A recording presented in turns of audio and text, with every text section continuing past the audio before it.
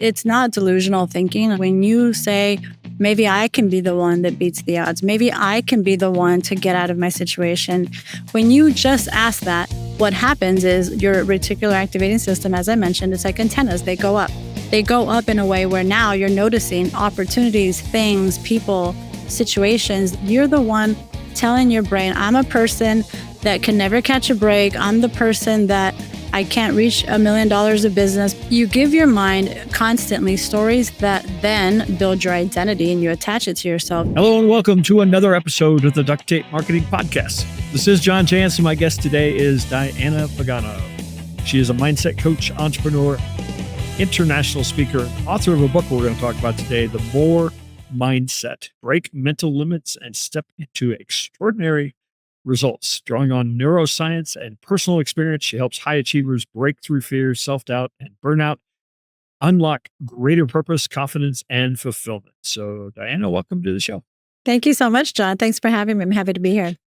So, a lot of times I like to break down titles because, titles, people stress over every word of a title. Publishers certainly do. Authors certainly do. Right. And so the word more shows up in this. And I want to hear what you have to say about, is this doing more, being more, thinking more? How does more work in terms of mindset? I love that. Great question, John. I get asked that a lot too. So it is not, definitely, let me tell you what it's not. It's not about you doing more. It's about becoming more of who you were meant to become, which a lot of times people think that, they don't have it all figured out. They're not ready to do that thing.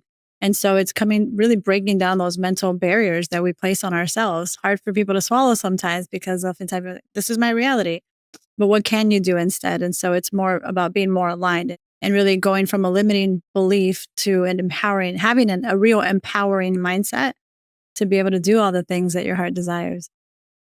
So you talk about rewiring your mind with terms like neuroscience and neuroplasticity, which are actually even hard to say, let alone to comprehend. So how does that science work into this idea of rewiring your mind? Absolutely. It's all interrupting the pattern. So in science, right, if you believe, and it's more than just positive thinking, John, right? People say, oh, is this a positive thinking scenario? No, it's deeper than that. So the way that we think as humans, first of all, it's always based on a fundamental belief.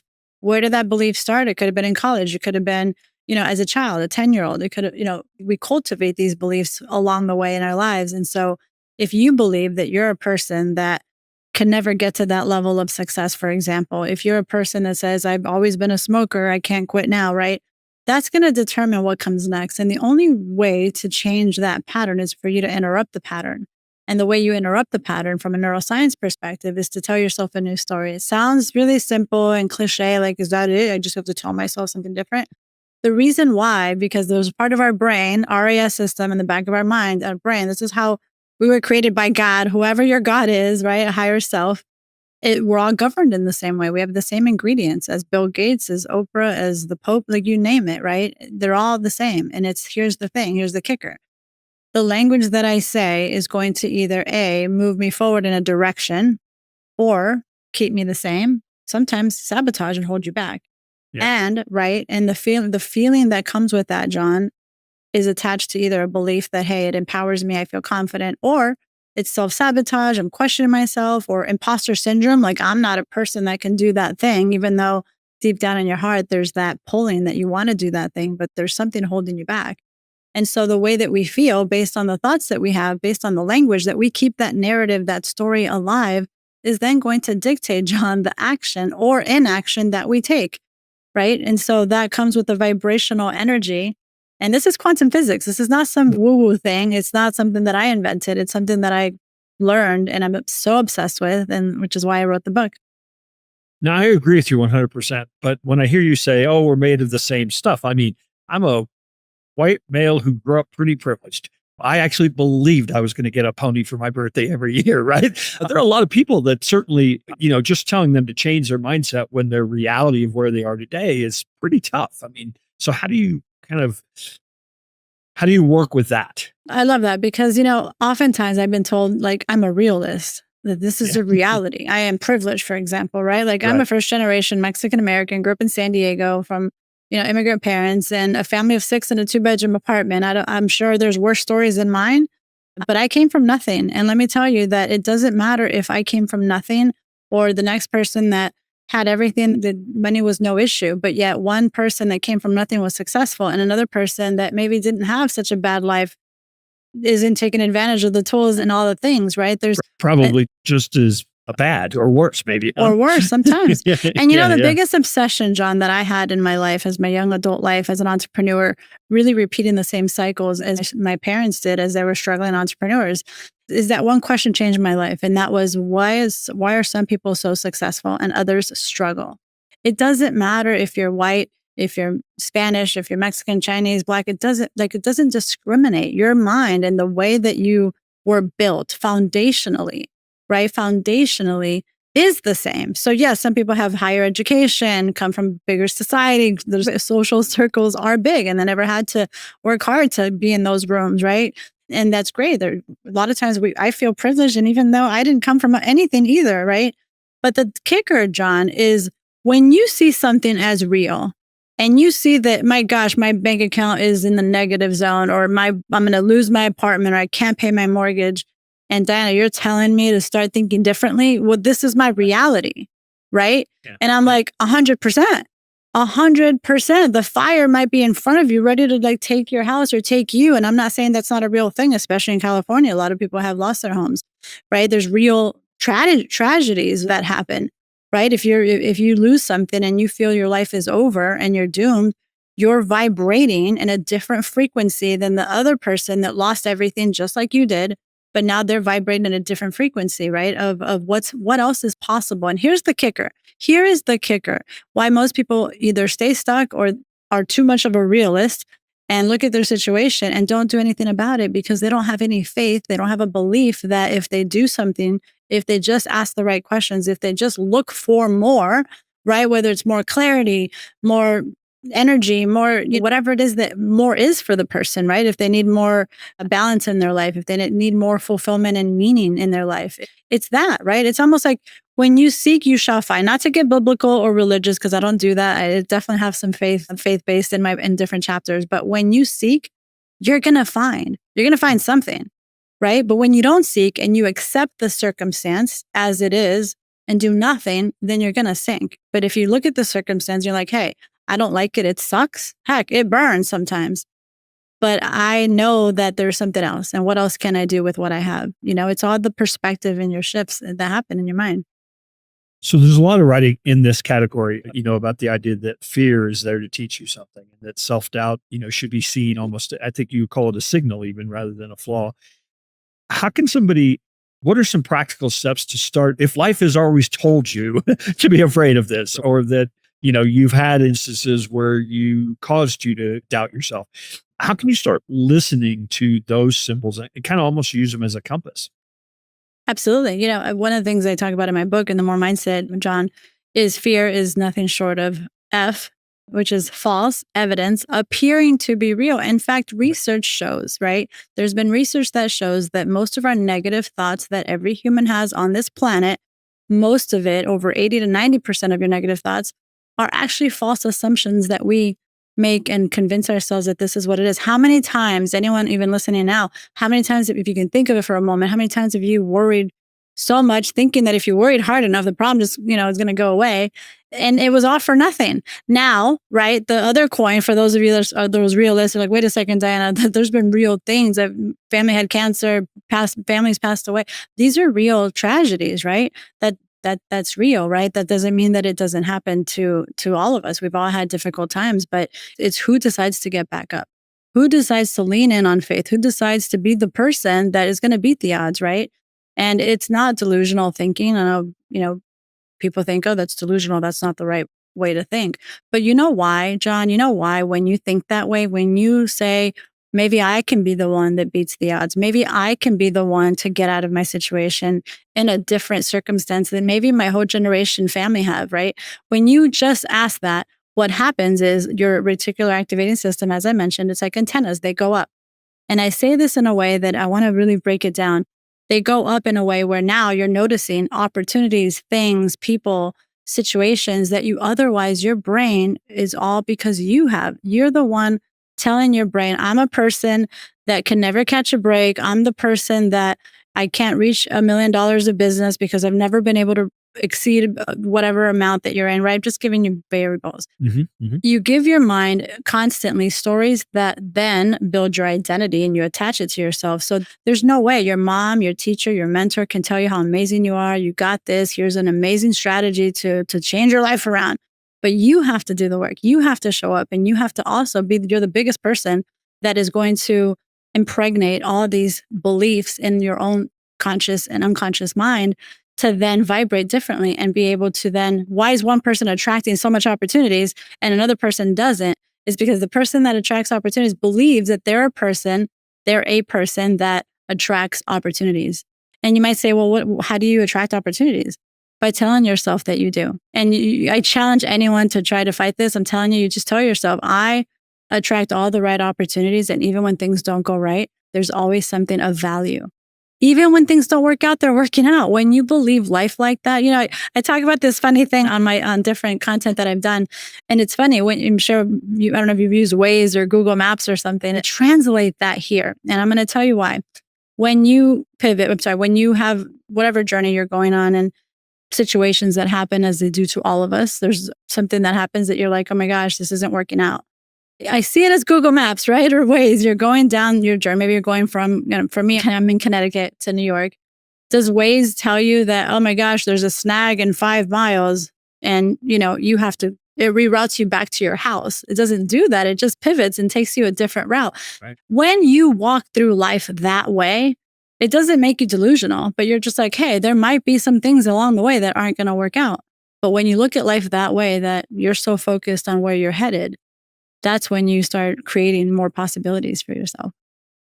What role does habits play in change? I mean, a lot of times people end up where they end up because they are hanging out with the wrong people or doing the wrong things, habitually. There's a lot of writing on Atomic Habits is, of course, one that comes to mind that really focuses on, no, just change this little thing and this little thing and this little thing. But you really focus on, got to change your mind first. 100%, because you can say, I'm going to do this thing. And here's the kicker. I could say every day I'm going to spend an hour, making calls to customers. There's a habit. Maybe you did 2 hours last week, but now you're committing to 1 hour every day times 5. That's 5 hours a week, but your mind's not right. Right. Yeah. Then you're going to be like playing the numbers game, like rolling the dice and hoping it lands on where you want it to land. Could you be successful playing the numbers game in sales? Sure. But why not do it on your terms? Why not live more intentional and on purpose? And half the time, life doesn't have to be hard. Right. And so habits are great. But if you don't get your mind right, no habit in the world is going to get you to that next level. Well, and I'm sure this plays into mindset. I think, how much does people's maybe flawed notion of success play a role in them setting unrealistic goals, or in them just always feeling burned out because they've got to grow or reach a certain status? How much does mindset actually come into maybe reorienting somebody's view of what success actually means for them? Absolutely. It's a great question, because sometimes we identify so much in our achievements. I was there once upon a time, dated back, in my late 20s as a single mom, breaking records for real estate agents. I worked for Remax in Scottsdale, Arizona at the time. And I just was achieving since I was a little kid. I started really young to help, even my parents with their bills. And so all of a sudden it was just like this rat mouse chase of just success. And for me, I was driven based on fear of what I knew, what I went through as a kid growing up and not having much stability. So I translate into what you're saying, because oftentimes people don't know. They're like, who am I if I'm not achieving success? If I'm not getting these awards or whatever it is that you're doing, whether you're an actor, right?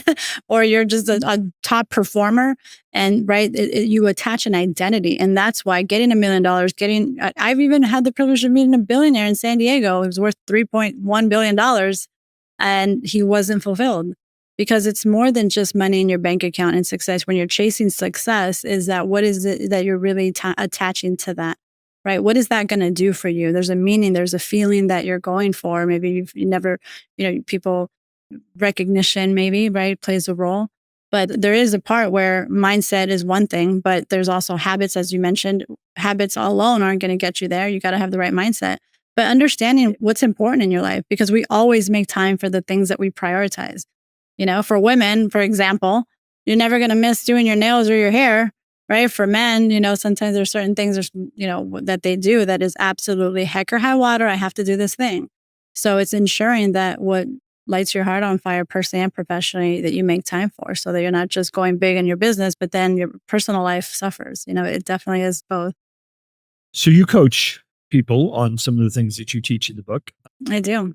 Are there mindset shifts that you've seen in other people that really have changed everything for them, where you've really unlocked something and it's like, that was the secret? Absolutely. Honestly, it's such an honor. For me, John, I'm very results driven. So if I coach someone, I won't take on anyone that I feel I won't bring results. It's not even me, it's already in them. But as a coach, most coaches will understand this.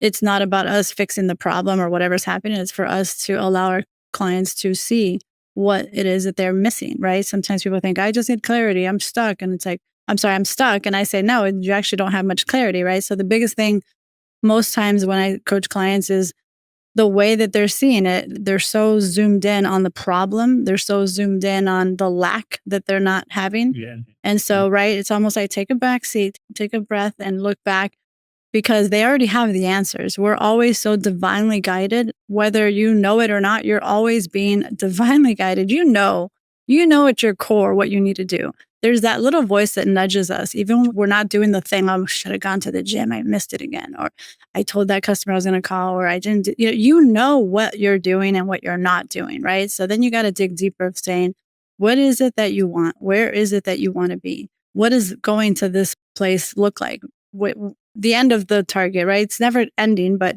whatever your goal is. I mean, I had to sit someone down at the time. They were actually in real estate at the time. And I said to her, it's a 90-day program. And in 90 days, I need to know that you're going to achieve something greater than you ever thought possible. And that's where my program came in. It was a 90-day program at the time. And I said to her, you're not taking this seriously. And she's like, what? And I sat her down after this course, and it was actually live in person. And I said, you're just not excited about it. And if you're not excited about where you're headed with, absolute excitement, what's the likelihood you're going to get there? And so she ended up breaking down, telling me she's a breadwinner in her family. Her son's in travel baseball, and that this is how much she needs to cover bills and to cover the expenses of these traveling schedule. And I said, that's it. Is that what life is about, to just barely get by? Right. And so that was there once upon a time. I know exactly what that felt like. And so I broke her down, and she did have some crazy transformation by the questions I asked her to allow her to see. And I said, you need to go bigger. This isn't it.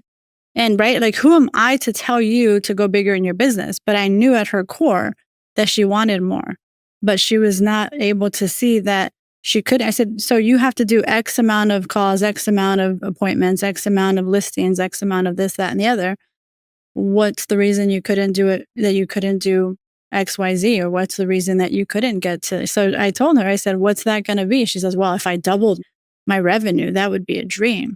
I said, okay, could that be possible? So by the questions, right? Here's the thing about the brain, and this is what I talk about in the More Mindset, is what you direct your brain to. It's like a car. You're driving and you have a right lane, a left lane, and you're like, I'm going to turn right, I'm going to turn left.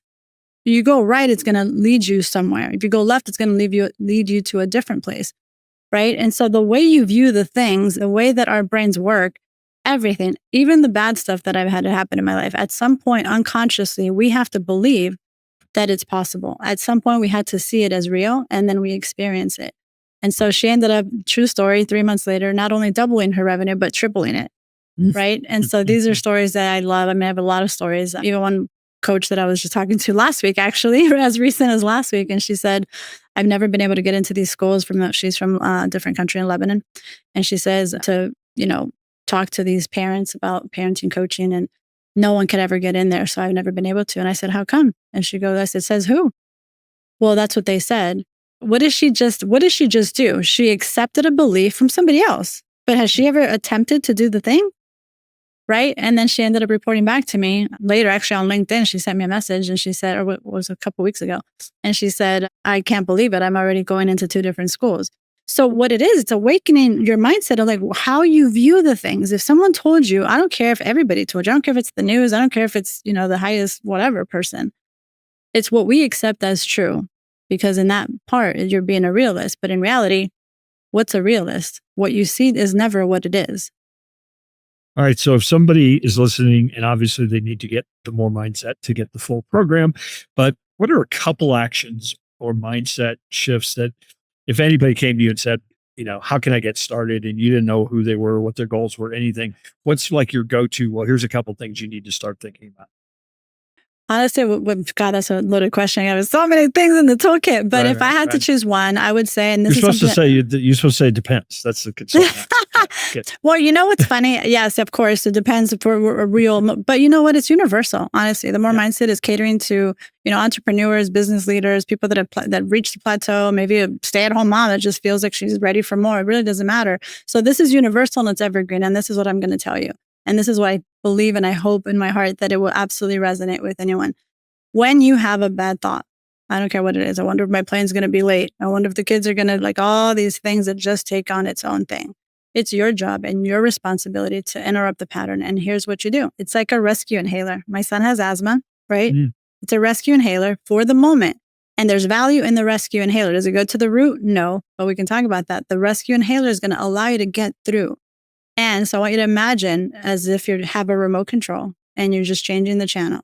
So when you're having all these what ifs and it actually causes sometimes you feel anxious, right? It's like watching a show and it's like a horror movie. You're going to feel like, a little tense. And then you're watching a funny movie and you're laughing, you're more relaxed. And then you're watching something that's suspenseful. There's no different. What channel are you tuned into is going to dictate how you feel. And guess what? It'll dictate the lack of action that you do take or that you don't take. And that's why just that little thing that you think about, okay, I don't want to go to the gym. Well, don't wait to want to go. This is called discipline. It is a habit that you need. Change the channel. The feeling that you get when you know you did something that you didn't feel like doing. Yeah. So you're changing the channel and you're imagining something different. Yeah, awesome. Well, Diana, I appreciate you stopping by the Duct Tape Marketing Podcast. Where would you invite people to connect with you and learn more about the more mindset? Thank you so much. You go to my website, dianapagano.com, and you can also go find my book. It's probably on my landing page as well, but themoremindset.com. And then I'm on social media at I am Diana Pagano on Instagram and all the other channels that are on my website. Awesome. Well, again, I appreciate you stopping by and hopefully we'll run into you one of these days out there on the road. Thank you so much, John. It's been my pleasure.